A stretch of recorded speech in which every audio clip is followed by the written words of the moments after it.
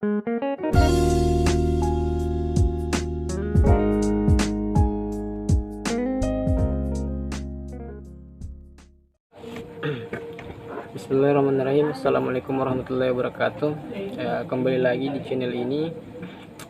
Pada kesempatan ini saya akan mengamalkan sebuah hadis tentang anjuran menghatamkan Al-Quran dalam sebulan.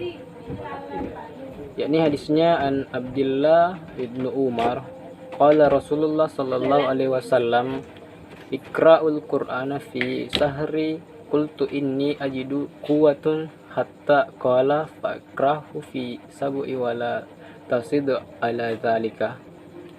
Yakni dari Abdullah ibnu Umar, Rasulullah sallallahu alaihi wasallam bersabda, bacalah oleh kalian Al-Quran dan khatamkanlah setiap 1 bulan.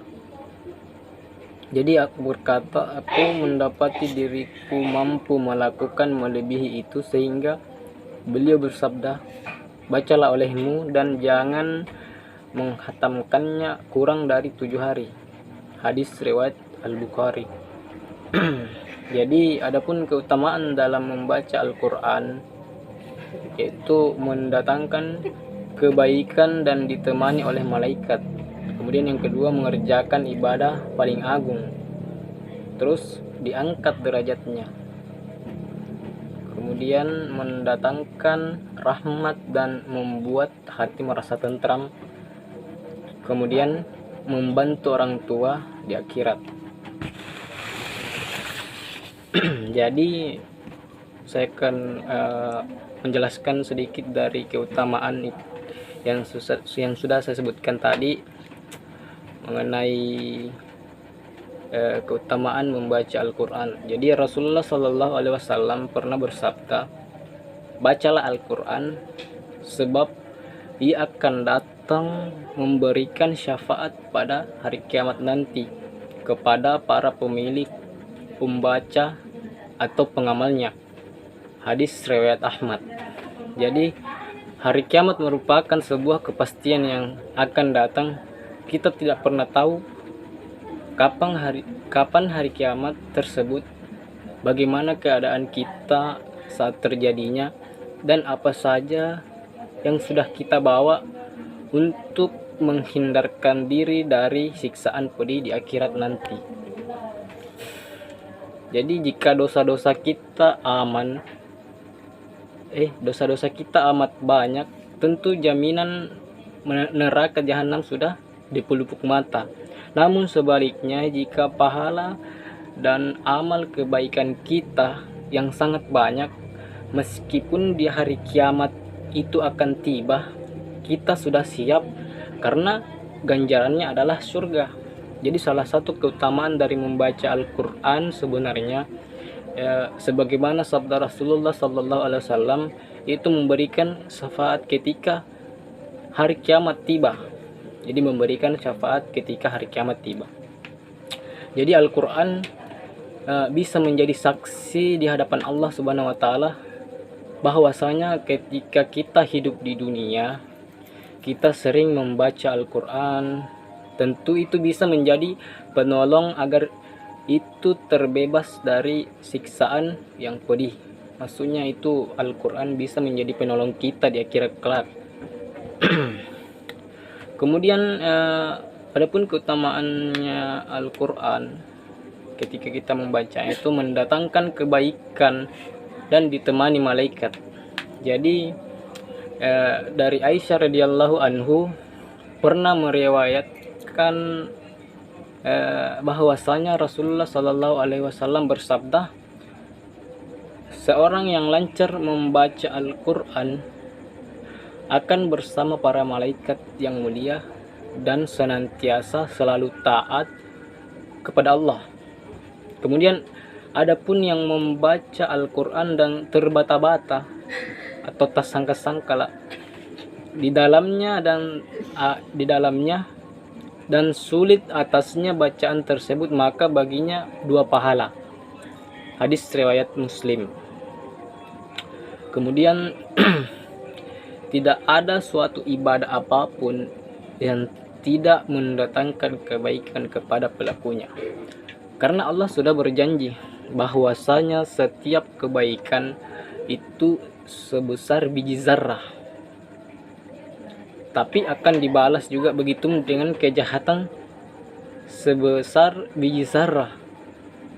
Jadi membaca Al-Quran adalah salah satu bentuk ibadah, salah satu bentuk ibadah umat muslim kepada manusia.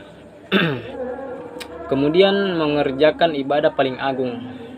Jadi diriwayatkan dari kitab Syu'bah Al-Iman karya Al-Baihaqi, Abdullah bin Mas'ud radhiyallahu anhu berkata, siapa yang ingin mengetahui bahwa dia mencintai Allah dan Rasulnya, maka perhatikanlah jika dia mencintai Al-Quran, maka sesungguhnya dia mencintai Allah dan Rasulnya. Atsar As-Sahih. Sebagai umat Islam, sudah sepantasnya kita mencintai Allah dan Rasulnya. Banyak orang yang tidak tahu bagaimana cara mencintai Allah maupun Rasul. Padahal hal ini bisa dilakukan dengan sangat mudah sebenarnya. Nah, kemudian kita pindah ke utamaan Al-Quran berikutnya, ini diangkat derajatnya. Jadi pada dasarnya derajat setiap umat manusia adalah sama. Kita semua sama, derajat kita semua sama di dunia ini. Namun ada hal yang membedakan derajat seseorang dengan orang yang lainnya di mata Allah Subhanahu wa taala, yakni seberapa banyak amal ibadah, ini seberapa banyak amal ibadah dan kebaikan kita di dunia. Semakin sering seseorang beribadah dan berbuat baik di dunia, maka semakin tinggi derajatnya di mata Allah Subhanahu wa taala. Jadi itu dari keutamaan Al-Quran tentang diangkat derajatnya. Kemudian adapun keutamaan Al-Quran selanjutnya, ini mendatangkan rahmat dan membuat hati tentram, membuat hati merasa tentram. Jadi pernahkah Anda merasa nyaman, tentram, dan semua beban itu terasa hilang setelah membaca Al-Quran? Sesuai dengan firman Allah Subhanahu wa taala dalam Al-Quran itu, dalam Al-Quran Al-Isra kalau tidak salah, Quran surah Al-Isra ayat 82, yang menjelaskan tentang dan kami turunkan dari Al-Quran suatu yang jadi penawar dan rahmat bagi orang-orang yang beriman, dan Al-Quran itu tidaklah menambah kepada orang yang salim selain kerugian.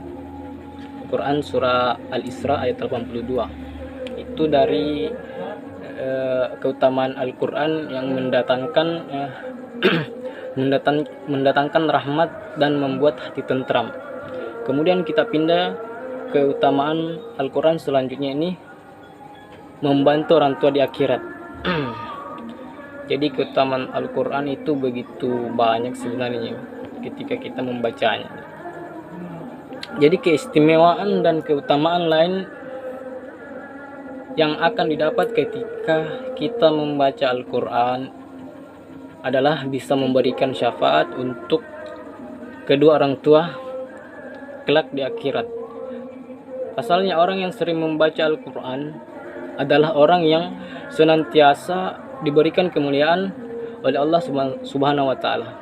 Apalagi bagi orang yang menghafalkannya serta bisa memahami tentang apa saja isi kandungan hikmah dan pelajaran yang ada di dalamnya. Jadi nantinya orang tersebut akan mendapat rahmat yang luar biasa dari Allah Subhanahu wa taala. Salah satunya adalah kemampuan untuk membantu kedua orang tua mereka di akhirat. Bahkan para penghafal Al-Quran bisa memakaikan mahkota di kepala kedua orang tuanya. Jadi Ya, itulah tadi hadis tentang menghatamkan Al-Quran dalam sebulan. Jadi saya akhiri dengan ucapan minallahi musta'an wa ilaihi tikalan. Assalamualaikum warahmatullahi wabarakatuh.